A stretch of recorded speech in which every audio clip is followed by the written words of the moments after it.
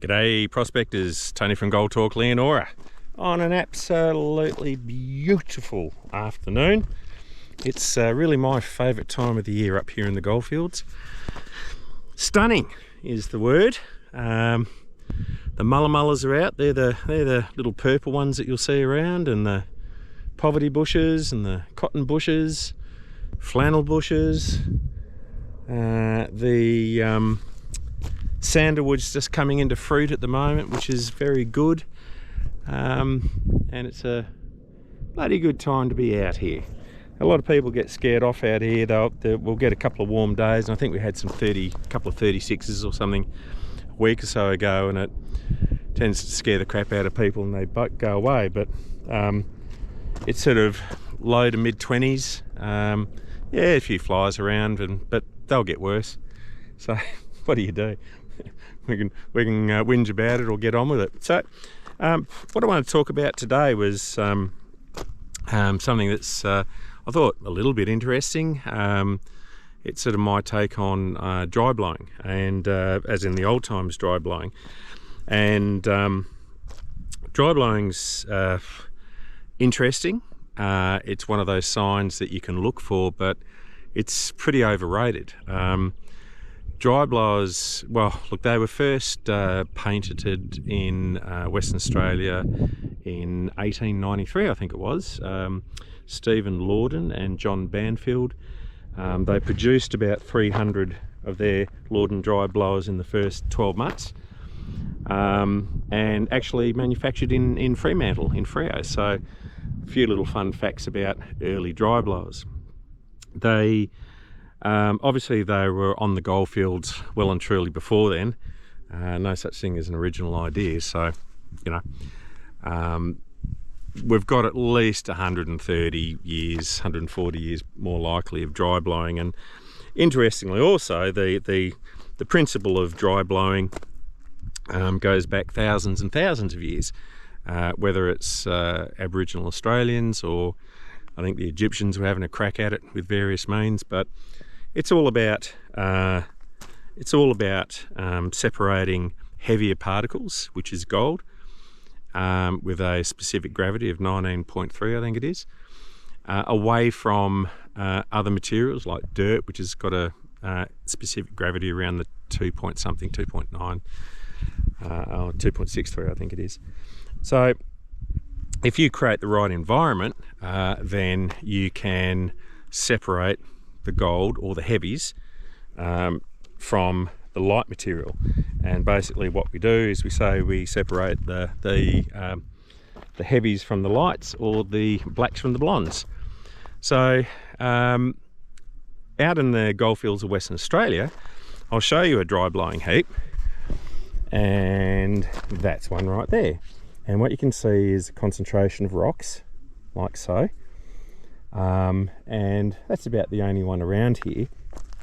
And the thing about dry blowing heaps is, a dry blowing heap, when you see it like that, is of absolutely nothing but perhaps a little bit of historical interest. It's great to sort of have that connection as prospectors with the old timers, but it won't help you find gold.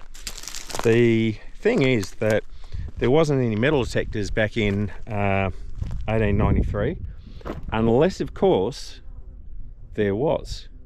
All you would need to have done is invent a time machine at some stage, take a modern metal detector back into some of the big patches, and you'd never have to work again. Mind you, if you had a time machine, you could probably do things a little bit easier, like skip forward to next week's lotto numbers and then come back again. So look, these are things that occupy my mind when I'm on machinery.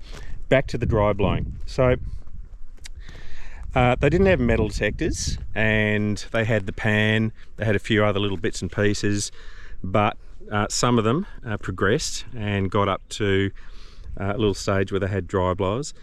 And the way I look at a single dry blowing heap is, it's exactly the same as, there you are driving along in your $150,000 Land Cruiser, you stop, you get out, you have a bip and see if there's any gold there.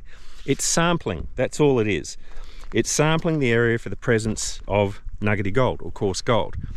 So the thing is, when I see one dry blowing heap like that, first of all, I be very, very careful. Now, that is a dry blowing heap for sure. I can spot them a mile away. And interestingly, when I was a lad, they were a lot more pointed. So they're probably about, I reckon about 300 or 400 mil higher in the middle. And also of interest, up in the Pilbara, there's a little marsupial called a pebble mound mouse, I think it is, or a pebble mouse, or a pebble, yeah, I think it's pebble mound mouse. And they gather rocks in such a manner that it looks exactly like an old dry blowing heap. But not so down here. Dry blowing heaps is a dry blowing heap. So what you'll have, these were, as I said, when I was a kid, a lot more pointed. But the thing to ask yourself, or should I say, hang on, I've got to go back. I forgot where I was, and we're not even going to edit it out because we haven't worked out how to edit yet. You need to be careful. This is definitely a dry blowing heap, but what you'll also find around, and you know, this is just experience, I call them pull-ups. That's just, you know, something I call them. But water action will concentrate rocks in a very similar fashion. They look a little bit different, sometimes a bit elongated, but for the young player, the pull-ups will sort of trick you. It doesn't matter. The point being, if you see one dry blowing heap, you go, wow, isn't that interesting? And then just ignore it. Remember back in the turn of the century, and then sort of secondary gold rushes in the 1930s, there was thousands of buggers walking around here with dry blowers and pans and all sorts of things, so, and good intentions.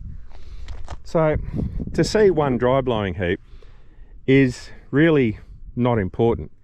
I always ask myself, when I'm prospecting and I'm looking at things like old-timer shafts and dry blowing heaps and other signs that you'll see out in the bush, I'll ask myself one question: how much work would I do on a hot summer's day when I wasn't getting any gold? And the answer is not a heck of a lot, or words to that effect. So the thing is, if I'm seeing one heap, it's irrelevant. All it is someone doing some sampling. They obviously didn't get anything. If I'm seeing half a dozen heaps next to each other, that is when I'm starting to take notice. Okay, plotting dry blowing heaps is pretty much pointless, because you don't know who did it, when they did it, and whether they knew what they were doing. Because just like today, you got sort of a 95-5 rule, where 95% of the prospectors don't really know what they're doing and a few do. So the thing is, the chances are you're following someone else that doesn't quite know what they're doing with their sampling protocols, even 100 years ago. So as I said, one, couldn't really care less. If I was seeing them dotted all around an area, okay, and I've seen acres of these things, all right, and I mean acres of dry blowing heaps in big dry blowing patches. But if I'm seeing half a dozen, that's when I know that they got gold. It's the same with a shaft. If I'm seeing a little pothole that's, say, I don't know, 2 foot deep, I really don't give it a lot of attention. If I'm seeing a 20 foot deep shaft in hard rock, well, they weren't doing it for the sunsets and the little birdies and the thing. Oh, my favourite bird, or Lisa's favourite bird, a crested bellbird.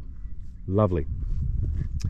They weren't doing it for the fun of it, so I will take a shaft that's 20 or 30 foot deep quite seriously. They were doing it for the money. They were doing it because they're on gold.